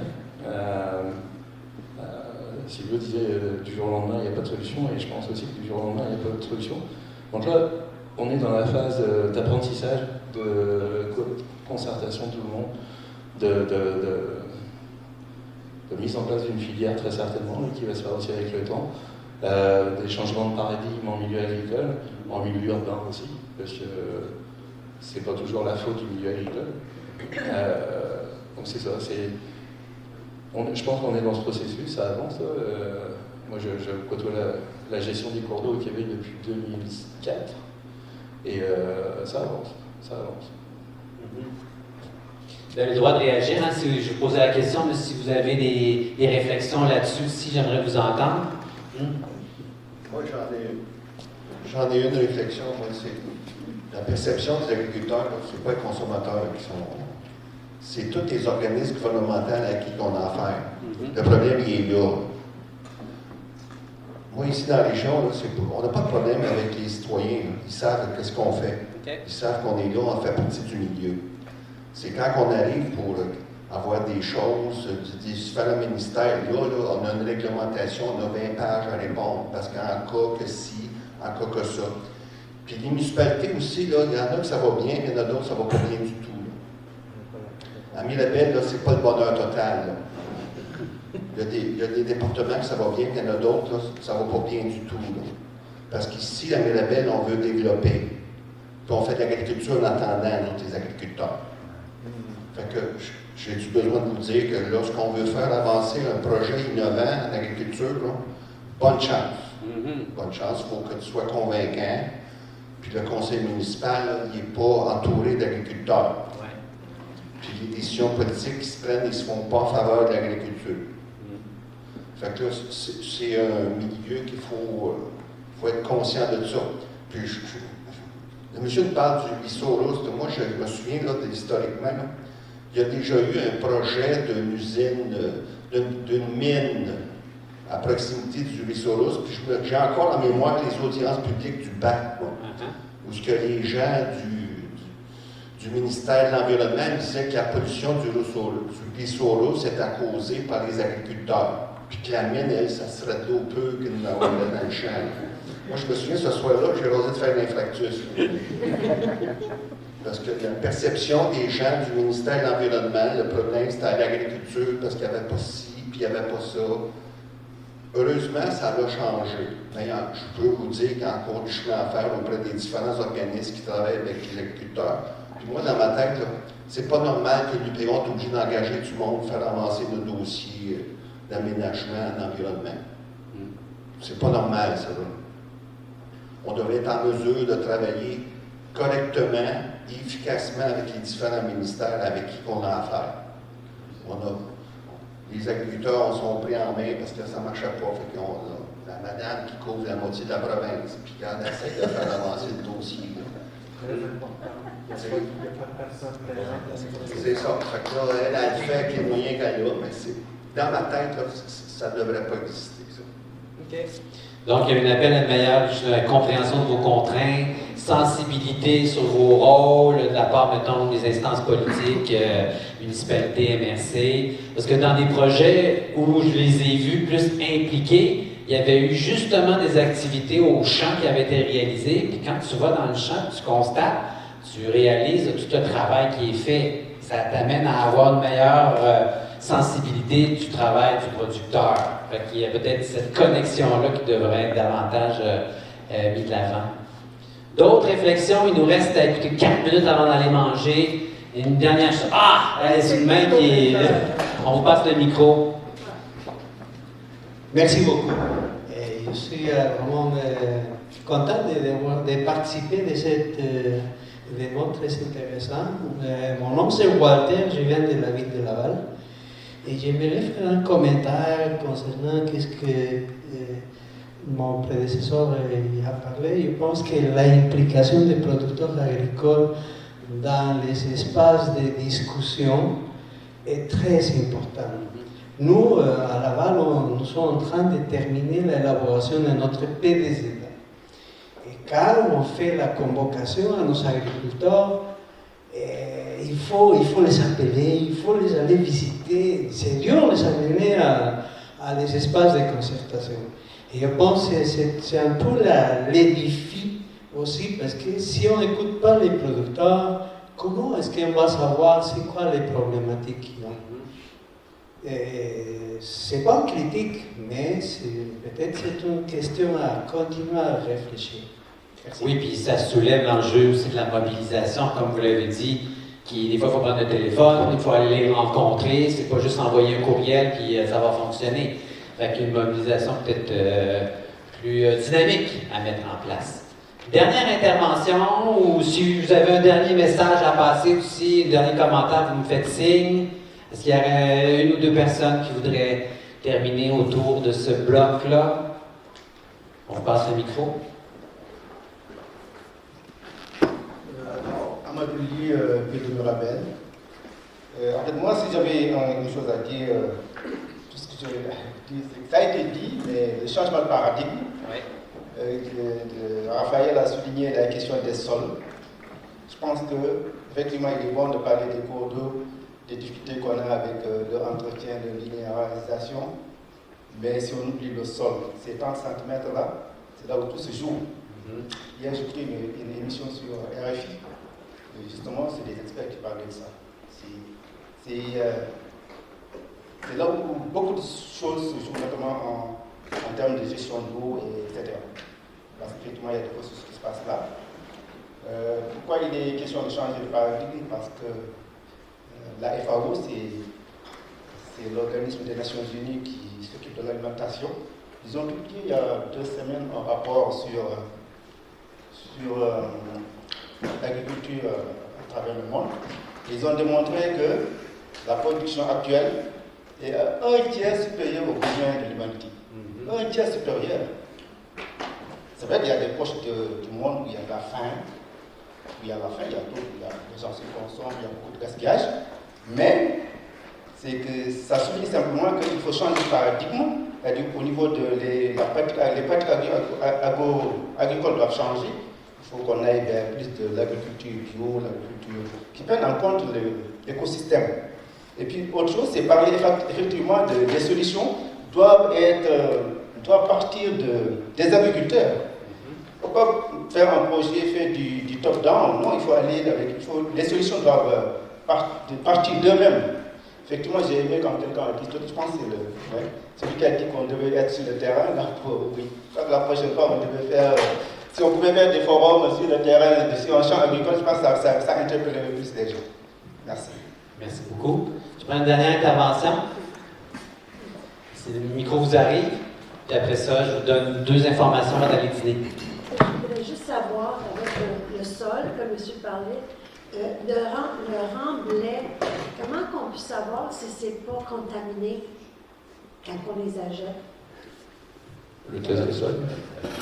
Parce qu'il y a beaucoup, des fois, quand j'achète mon remblai, il y a des pousses de racines, de, je ne sais pas quoi, des envahissants, des herbes envahissantes, mais aussi la contamination de, je ne sais pas quoi, tu sais, la cochonnerie là-dedans.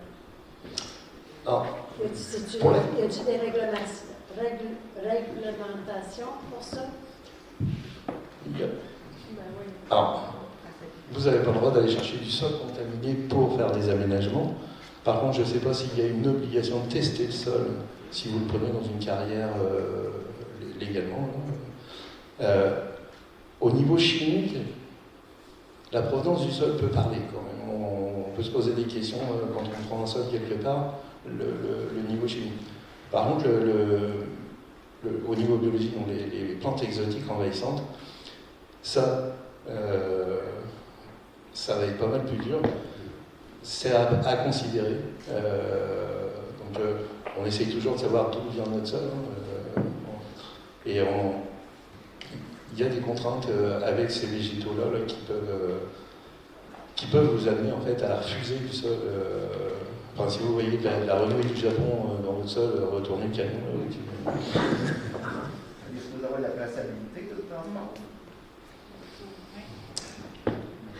On sait d'où vient le sol.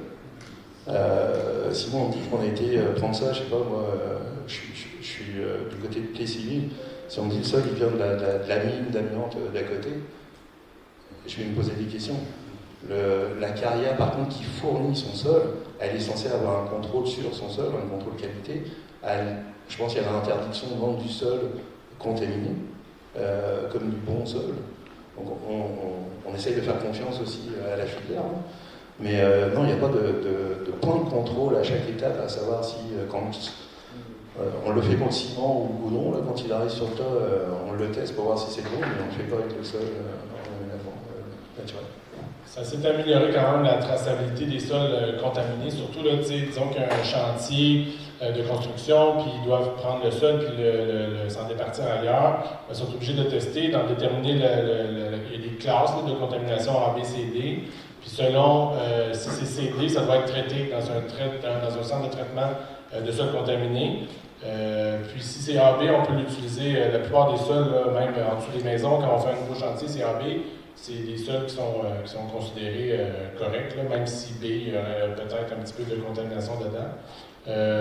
Donc, c'était un gros enjeu avant, jusqu'à tout récemment. Ça l'est encore, mais le gouvernement a mis en place le Trace Québec, entre autres, là, une initiative qui permet de, justement, les sols contaminés qui partaient des grands chantiers. C'était même le crime organisé qui était rendu là-dedans, parce que ça allait porter des voyages sur des terres de producteurs ou de peu importe qui, des privés, qui étaient payés pour recevoir ces sols-là. Eux ne se souciaient pas de la contamination de ces sols-là. Ils se faisaient payer par le crime organisé, puis le crime organisé se débarrassait de ces sols-là très contaminés souvent, qui avec des sous, ça coûtait beaucoup moins cher de le faire de cette façon-là pour eux. Maintenant, c'est beaucoup plus réglementé. Il y a des papiers qui suivent le camion, qui suivent le voyage, tout ça. Donc, c'est pas parfait, mais c'est en voie de s'améliorer beaucoup. Alors, je vous annonce que le dîner va commencer. Alors, juste 2 informations. On a une panoplie de kiosques qui sont venus à votre rencontre. Donc, une fois qu'on a terminé, allez les voir. C'est l'occasion. Ils se sont déplacés, allez poser des questions, allez les rencontrer. On va recommencer à 1h. Si vous êtes dans les corridors, vous allez entendre comme un bol tibétain ou une cloche. Je vous dis, ça recommence, le signal sonore. Je voudrais terminer en remerciant encore nos 3 invités, donc Silvio Demers, Raphaël Goulet et Raphaël Leblond. On peut les applaudir pour leur participation. Bon lunch, retour à 1h.